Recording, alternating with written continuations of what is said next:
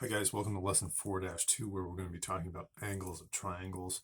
And what we hope to accomplish here in this lesson is to be able to apply the triangle sum theorem. Now hopefully you remember what that is. That's simply the theorem that says that given any triangle, the sum of the interior angles is always going to be 180 degrees. That fact we can use to solve lots of geometry problems. Okay, so hopefully when we're done you're going to be able to do that, apply that theorem to solving problems like this. We're going to learn a new theorem too that you're going to apply in the same way. It's called the exterior angle theorem, okay?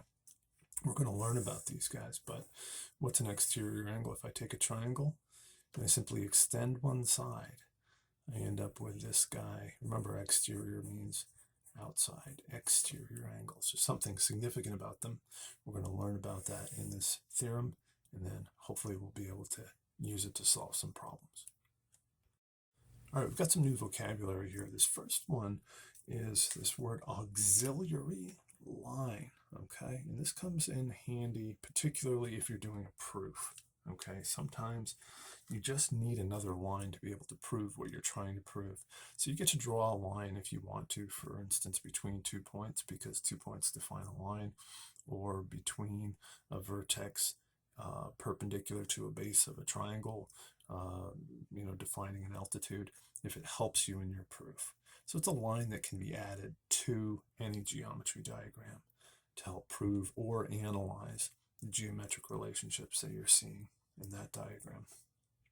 We're also going to learn this word corollary, which is basically a statement that can be easily proven from a theorem. So if you've got a theorem you're comfortable with, and there's certain things that you can obviously conclude once you've proven that theorem, then you've got your corollary, and you can use that as a reason anytime you need to as well. We're going to talk about exterior angles here, and I'm going to have a diagram about these, but I already gave you a hint in that if you take a triangle, you can extend any side and end up with an exterior angle here, say angle 1. But I could also extend this side and end up with another exterior angle, perhaps that one's 2. And then I could extend the third side.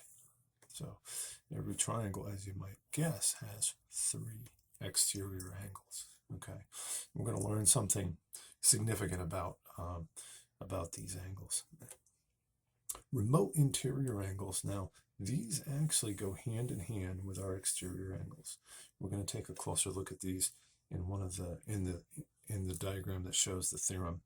But if I were to take just this angle 1, for instance, the 2 remote interior angles. Interior means inside. Okay, so there's 3 angles inside.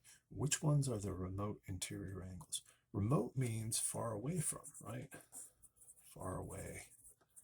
Okay, like your TV remote, you use it far away from the TV.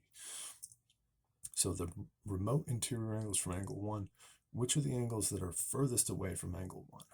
This one and this one. So we would call, I'm going to call this angle 4 and angle 5. For angle 1, this exterior angle, 4 and 5 would be the 2 remote interior angles. We're going to look more closely at the significance of these when we get into this exterior angle theorem in just a minute. All right, first, triangle sum theorem. Hopefully this is not new to you. Hopefully you've seen this before. The sum of the measures of the angles of a triangle is 180 degrees. We should be a little bit more specific there. The interior angles, okay? So this angle here, plus this angle here, plus this angle here should always equal 180 degrees if we add those up, okay? Now, how do we know this is true? We've probably heard this before. I'm sure you've heard it many, many times, okay? And I'll be honest with you, my high school teachers told me this, and I never knew where it came from or how we know it to be true. I never asked them to prove it.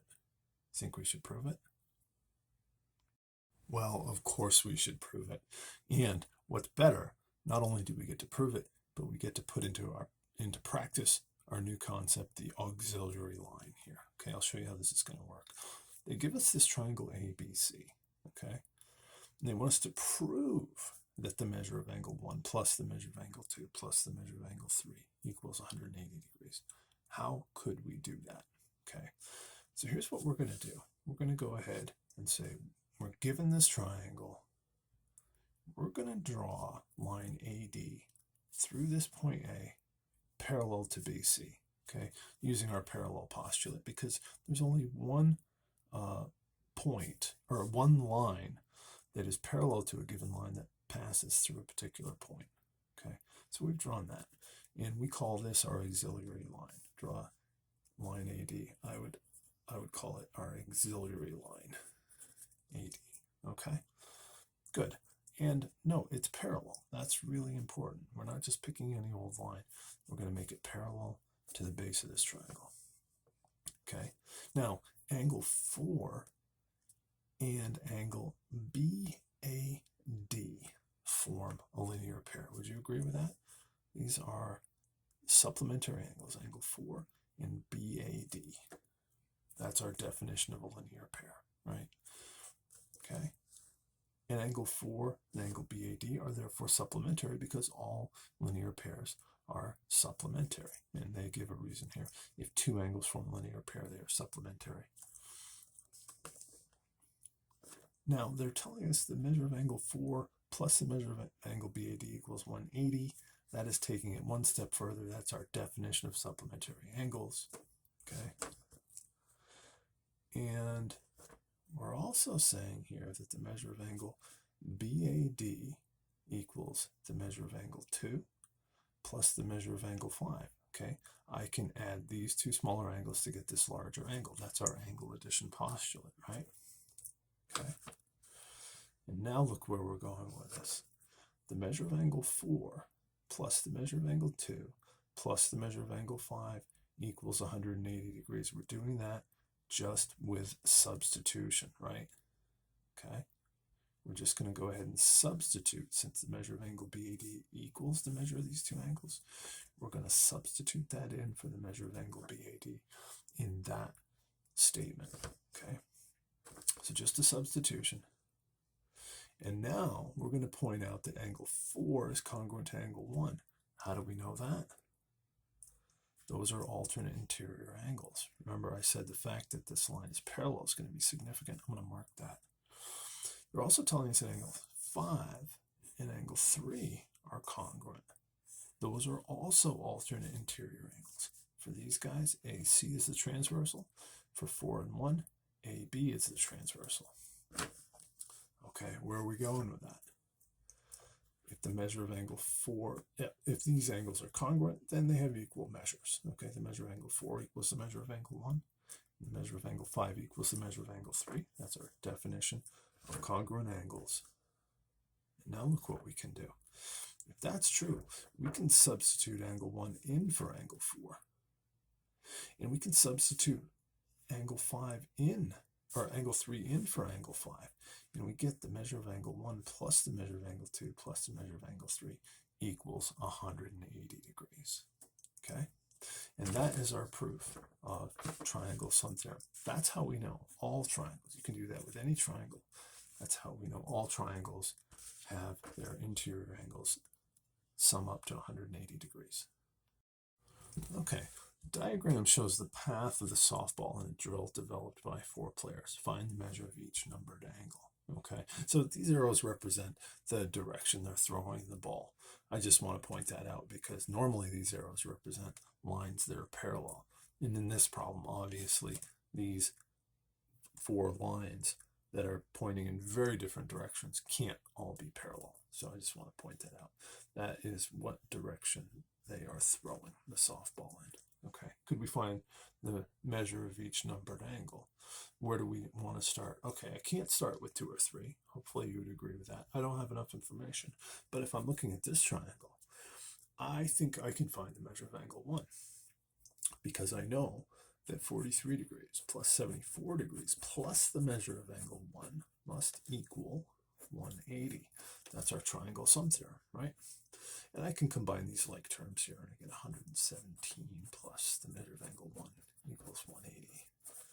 Okay, and I can subtract 117 from both sides. And I'll get the measure of angle 1 equals 63 degrees. Good. Okay. Well, that's great, because now that I know that angle 163 degrees, do I have enough information to get into this triangle and find angles 2 and 3? Well, hopefully you remember this very special relationship here that we've been talking about since the beginning of this class. Angles 1 and 2 are vertical angles, and we know all vertical angles are congruent. And therefore, the measure of angle 2 must be 63 degrees. Okay? And now I think I can say that 63 degrees plus 79 degrees plus the measure of angle 3 must equal 180 as well, right back to our triangle sum theorem. And if we combine these like terms, I think we get 142 degrees plus the measure of angle 3 equals 180, and we'll subtract 142 from both sides. Okay, get the measure of angle 3 equals 38 degrees. Excellent. Okay, this is a great place to pause the video if you want to try another example like the one we just did. It wants to find the measure of angle 3 here, okay? And again, notice you can't get 3 straight away. You're going to have to take several steps.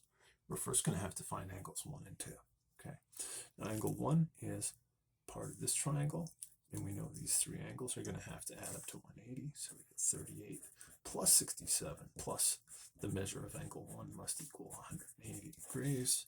I can combine these like terms, and I get 125 plus the measure of angle 1 equals 180. I'll subtract 125 from both sides. I get the measure of angle 1 equals 55 degrees. Good. Okay, now hopefully you recognize the relationship between angles 1 and 2. They're vertical. You can go ahead and mark them congruent if you want. All vertical angles are congruent. So the measure of angle 2 is 55 degrees as well. And now I think we can get angle 3. Again, using triangle sum theorem. These 3 angles must add up to 180. So 48 plus 55 plus the measure of angle 3 must equal 180. Can we combine these like terms here? I think we get, what, 103 degrees plus the measure of angle 3 equals 180. We'll subtract that 103 from both sides. And we're going to get the measure of angle 3 equals 77 degrees. Good. All right, here's that exterior angle theorem that I've been promising you. This theorem basically states that the measure of an exterior angle of a triangle is equal to the sum of the measures of the 2 remote interior angles. Okay, what does that mean? Let's go ahead and number the rest of these angles. Here's angle 1. I'm going to call this inside here angle 2, and angle 3, and angle 4. Okay, and what this is saying is that the measure of angle 1 equals the measure of angle 3 plus the measure of angle 4. Okay, I renumbered them. I know they were calling them A and B, but I just want us to focus on these angles right here. Okay, and the reason I renumbered this is because angle 2 is significant in proving this theorem. Okay, hopefully once you see angle 2's role in this theorem, it'll make sense to you. Hopefully you'll agree that the measure of angle 1 plus the measure of angle 2 equals 180 degrees. Angles 1 and 2 form a linear pair, don't they? All linear pairs are supplementary. So you can add these two up, and they equal 180 degrees. Now, hopefully you'll also agree from what we've just been doing with triangle sum theorem that the measure of angle 2 plus the measure of angle 3 plus the measure of angle 4 equals 180 degrees as well. Okay? If both of these expressions are equal to 180 degrees, I would say I can go ahead and substitute this in for 180 degrees here, and I'll get the measure of angle 1. Oops, I forgot my 1 there. Measure of angle 1 plus the measure of angle 2 equals the measure of angle 2 plus the measure of angle 3 plus the measure of angle 4. Okay, and hopefully you notice there's a measure of angle 2 on each side. We can subtract them out, and we get the measure of angle 1 equals the measure of angle 3 plus the measure of angle 4. Okay? Does that make sense? We just proved that this angle out here will always equal the sum of these two remote interior angles. Okay? It's very significant because you're going to run into a lot of geometry problems that you're convinced you don't have enough information to solve. But if you know this theorem, you may be able to pick up an angle that you're missing, and all of a sudden, you can solve that puzzle. Here's an example. Could we find the measure of angle FLW? Okay, now if you look at this, maybe you've run into a problem like this before. Maybe on SAT practice or on the NEWAS or some tests you've taken. Maybe you've run into a problem like this and you were convinced you didn't have enough information. Well, now with exterior angle theorem, you do. You can figure this out. FLW is an exterior angle, and we just learned that all exterior angles will equal the sum of the two remote interior angles. It turns out that the two remote interior angles are 32 and x. These are the angles that are on the interior that are furthest away from our exterior angle. So if our exterior angle is always going to equal the sum of the two remote interior angles, then we've got an equation in one variable, and we can solve that, right? Let's go ahead and subtract x from both sides. If you want, you can add 48 to both sides at the same time. Okay, and we're going to get 2x minus x is x. These guys go away, and 32 plus 48 gives you 80. Good, x equals 80. But they want us to find the measure of this angle, so let's go ahead and plug that back in. 2 times 80 minus 48. Okay, this is 160 minus 48. Okay, and I'm going to get, what, 112 degrees? Good. Okay, another great place to pause the video if you want to practice one of these on your own. We've got a piece of quilt fabric in the shape of a right triangle. Could we find the measure of angle ACD? Again, doesn't look like we have enough information, except we just learned exterior angle theorem. So I think we can recognize that angle ACD is an exterior angle. It should equal the sum of the two remote interior angles. This one and this one. These are the remote interior angles, furthest away from our exterior angle. X plus 90. Okay, can we solve this for x? Absolutely. We can subtract x from both sides. Well, we subtract 10 from both sides. And we're going to get 2x equals 80. Okay, we can divide both sides by 2. And we're going to get x equals 40. Okay, they want the measure of angle ACD, so this guy here. So let's plug that x back in. 3 times 40 plus 10. 3 times 40 is 120, plus 10 gives me 130 degrees. Excellent. All right, remember that new vocabulary word we talked about, corollary? Corollary is something that you can conclude from a proven theorem. And here are some of our corollaries that we can conclude from triangle sum theorem. Okay, since we've proven that, there's a couple things that will be helpful to us that we can observe. The acute angles of a right triangle are always going to be complementary. Okay, this is a corollary of triangle sum theorem because if these three angles add up to 180 and that guy's 90, then you could subtract 90 from both sides of that equation and you would get the measure of angle A plus the measure of angle B must equal 90. Okay, so whenever you see a right triangle, these two acute angles will always be complementary. That's a really handy one. It'll save you some steps and save you some time. And this is one we've already talked about. I think we talked about this in the last lesson. You can conclude this from triangle sum theorem, that there can be at most one right or obtuse angle in a triangle. Okay? We can conclude that because if there were two right angles, you would have two angles that already add up to 180, leaving 0 degrees for the third angle. And that couldn't be a triangle. Same thing with obtuse angles. If you had two obtuse angles, two angles would already add up to more than 180, leaving nothing for the third angle. So you could not have a triangle in those circumstances. All right, this is one of my favorite problems because this really brings out the fun puzzle-like nature of geometry, where you're just hunting down information. You're trying to solve the puzzle here, okay? They want us to find the measure of each numbered angle. So I've got angle 1, 2, 3, 4, and 5. Based on this information, could we find all of these angles? Okay. Well, there's lots of different ways you could start this problem. And I don't know, I'm inclined to go after maybe angle 1 first. Okay, how am I going to get angle 1? I don't know angle 2, I don't know this, I don't know that.